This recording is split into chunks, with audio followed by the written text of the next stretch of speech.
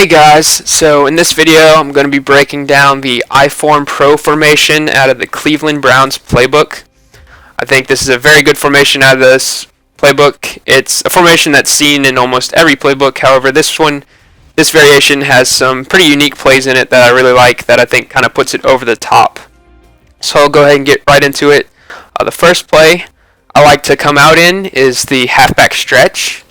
And the reason being is I like to establish the run first and foremost out of this formation. I think it is a run-first formation. And the way I like to do that is I'll come out in the stretch, and that way you have the run to the outside, and the run audible out of the formation is the inside zone. So you can go ahead and audible down to that, and you have the run to the inside. So what I like to do, I like to establish the stretch first and foremost. And then if my opponent starts overplaying the stretch, so when you hit them with the inside zone, if they start spreading their line, spreading their linebackers, moving people outside, so when you can hit them with the inside zone and really keep them off guard, keep them guessing as to what run play you're trying to run at them. So go ahead and run the stretch for you guys. One thing with the stretch, you have to kind of run it in practice mode a few times to kind of see how the blocking develops. One thing I noticed, if there's somebody outside Jordan Cameron, the tight end, like there is right now, they're really going to set the edge and force you to cut it up inside, so you really want to cut it inside the tight end and not try to run outside like the play is kind of designed to do. However, in the case if there's someone not inside, or not outside Jordan Cameron rather, and more inside, what will happen is the tight end and the right tackle will get a double team, and then the tight end will sift off and move up to the second level. And that's really the ideal situation when you want to run the stretch. When your opponent starts kind of accommodating to the stretch and spreading their line and stuff, you won't really see that very much. You'll see more of what I'm about to show you. So let's get straight into it. So what's going to happen, that linebacker is really going to set the edge, and I'm probably going to have to cut it up inside Jordan Cameron. And right there, it kind of got blown up. They got really good push, and so I wasn't able to get much there. So right here, it's kind of iffy. It looks like, I think that he'll probably get the double team and then sift up, which will probably be a good result for us. So we'll go ahead and show you guys. Right there, we didn't get the double team, but Jordan Cameron ran straight to the second line, and I was able to get in outside and get about 20 yards. And that's the reason I like establishing this play first, is because it really has a lot of home run hitting potential. It's a very solid and consistent run, in my opinion, with the ability to go to the house pretty much anytime you call it. So go ahead and run it again. Right there, they brought a safety blitz. It didn't matter. I was still able to get outside and get about 25 yards. And so what will happen, your opponent will start accommodating to that, and they'll start spreading their line, moving people out there, trying to set the edge with their user defender, and that's when you hit them with the inside zone. And pretty much, this is a play. You're not really going to bust too many huge gains off of it, but it's really a complement to the stretch. You want to kind of hit the hole quick, hit it up inside quick, and if you get 5 yards, you want to be happy with that, because it's really something that just complements the stretch, and it's something that you want to make your opponent think about and respect. So go ahead and run this. Kind of try to cut it up inside, and we got about 6 or 7 yards. What I like to do, I'll just go ahead and try to truck whoever comes to and meets me to the inside and try to fall forward for another 2 to 3 yards, and just kind of get some tough yardage up in the middle. So we'll go ahead and run it again here. Right there, tried to truck Troy Polamalu. Got about 5 or 6 yards, and that's really all you want out of this play. And then once you start running this and gashing them for 5 or 6 yards, they're going to want to take that away. They might start pinching their line. They might start leaving their line normal. They might start kind of cheating to the inside a little bit, and that's when you really can play mind games with whether you're going to run the stretch or the inside zone. Also, if they start shifting everybody to the right, you can also playmaker it to the left. It's pretty good to the left as well. Sometimes, if you don't have the numbers, they can shoot a gap or something, but in that case, I wouldn't run it to the left. Obviously, if you don't have the numbers, right there you saw I was able to get about 5 yards. So really, that's my two-headed rushing attack out of this formation. If they did have a counter, that'd be nice, but however, they don't. So that's kind of what you have to live with. You kind of have to live with the inside zone and being able to run it to the right or to the left. Wouldn't recommend running the stretch to the left. A lot of times, you just won't have the blockers out there. You'll never get the double team, and it'll just kind of be awkward. It'll get blown up in the backfield a lot in my experience. So I'll go ahead and show you guys the quick audibles out of the formation. The quick slants, nice quick pass. If your opponent's running a lot of man, you can go ahead and run that inside zone I talked about. Goes Y corner. I don't think it's a bad play.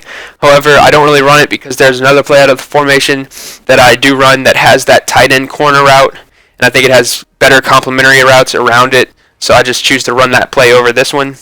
And then P weak flood, another pretty decent play. A lot of different route combinations that you can kind of make out of this. However, I think there are much better passing plays out of the formation that I'd rather run than this one. So I don't really run that at all. So go ahead and show you guys the passing game out of the formation. And one other thing to note, they do have the ISO weak. You can substitute the ISO weak if you don't like the inside zone for whatever reason. The ISO weak's a good substitute. But it's very similar in my experience. Just kind of try to hit the hole quick, get up the middle, try to truck somebody, fall forward, and get 5-6 yards.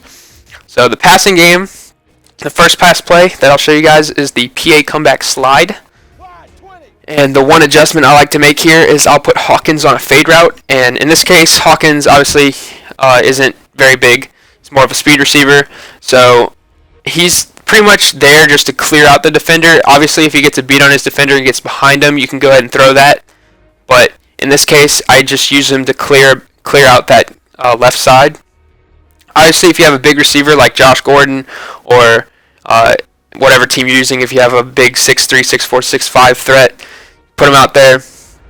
And you can go ahead and user catch. The reason I don't have Gordon over there right now is because the other pass plays out of the formation, I use Gordon on the right side to user catch with. So I would just rather him run that post route for this certain play. So pretty much your reads, my reads that I read the tight end to the fullback, tight end crossing over the shallow middle to the fullback, and then I look backside and look at the deep post coming across the middle of the field by Josh Gordon. So I'll go ahead and run this a few times for you guys. Right there, fullback got out to the flat, only got 4 or 5 yards, but sometimes you just have to take what the defense gives you, not be greedy. It's a very methodical, grindy kind of formation. You're not saying that you're not going to get big plays, but a lot of times it is just taking what the defense gives you and making smart reads. So right there, that was a terrible read on my part. I thought I could kind of squeeze that in, but I'm not playing with Tom Brady. I'm playing with Johnny Manziel here. So I'll go ahead and run this another time for you guys. Right there, try to take the flat again. Only got about 3 yards. I'll try to make a throw downfield for you guys here. Try to squeeze it into Josh Gordon or something. Oh, squeeze it in if I don't get edge rushed immediately by Casey Hayward. Right here, they're in goal line, so it's going to be kind of tough to do anything. So go ahead and hit Jordan Cameron over the middle. That's a very good route. I like it a lot. The reason I like it is because in this formation, if you establish the run, a lot of people like to start blitzing their linebackers, and then you can hit them with this quick over the middle, and it really makes them double guess their decision to blitz their linebackers every play, because if they do, you're going to have easy completions more times than not to Jordan Cameron. And if they start using that, then that's when you can hit Josh Gordon behind them, or you could just do other things with the other receivers that punish them for using a certain route that you know that they're going to use her. Right there, I had Jordan Cameron, but I kind of got hit as I threw. But you guys get the idea. Always read the tight end to the fullback, and then I'll go backside and look for the Josh Gordon post. Right there, I thought I could squeeze that in, but obviously I couldn't. But yeah, that's pretty much the basis for that play. The other passing play that I think is very complementary to that play is the PA end around. And what I like to do with this play, I'll go ahead and put Josh Gordon on a fade for that one-on-one user catch option. And pretty much I like to roll out, and you always want to read flat and corner. The fullback gets to the flat pretty quickly, so I'll go ahead and read that first, and then you want to look at the corner route behind him. You always want to peek to see if you have the one-on-one with Josh Gordon. If you do and you feel confident, go ahead and throw it.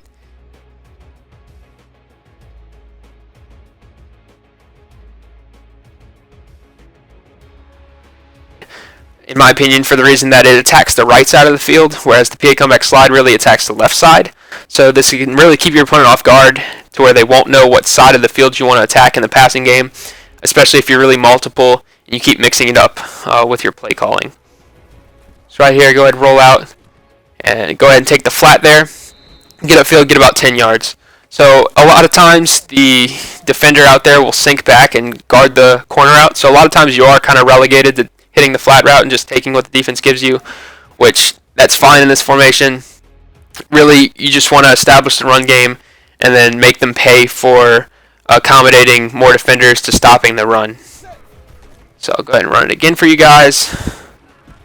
Right there, I tried to hit Jordan Cameron, but Johnny Manziel overthrew it. I'll try to get a good throw for you guys here.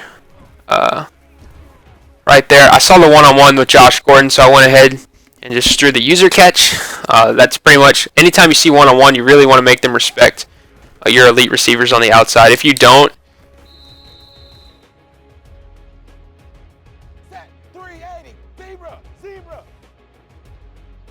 it really makes it a lot easier for them to play defense since they don't have to respect their ability to go up and make plays and be elite. So really, you have to take advantage of all your weapons. Right there, I tried to hit the crossing route to Hawkins, but Manziel overthrew it again. I'm getting some awful throws, but you guys get the idea. Just kind of free-flowing play to the right. Always read flat corner. And then if you have the one-on-one, you can throw it to Josh Gordon or whoever you have out there on the fade. If they have height, it can catch the ball. And then you have your final read is your backside crossing route by Hawkins. And so the final passing play out of this formation that I really like is the PAZ slide, and it's kind of in this mini series where you have the auto motion, inside zone to the right, and then you have the auto motion inside zone to the left, and then you have the auto motion play action pass off of that, which is the PAZ slide. And pretty much I like to cancel the auto motion. I've run it with the auto motion. It doesn't really provide much, and it kind of gives away what play you're running, especially if you don't really mix it up with the other run plays that use the same auto motion. So I'll just usually just fade Josh Gordon again for that one-on-one. And really, you always read the tight end going across the middle on the shallow cross to the fullback who's kind of running. It's almost like Y trail. It actually is Y trail out of I form.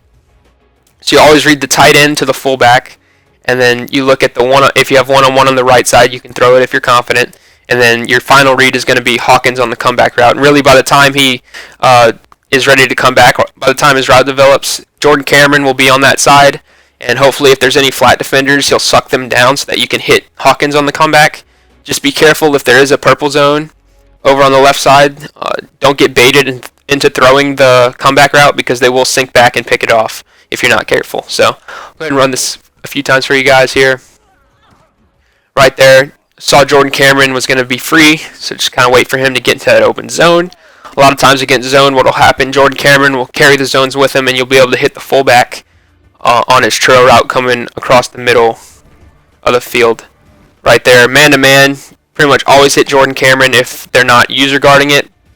If they do user guard it, a lot of times you'll be able to hit the fullback out the backfield.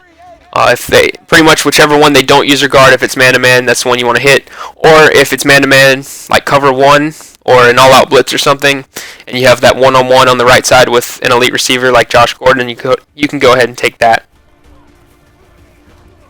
So something that I like to do, right there, I hit the fullback on the trail route.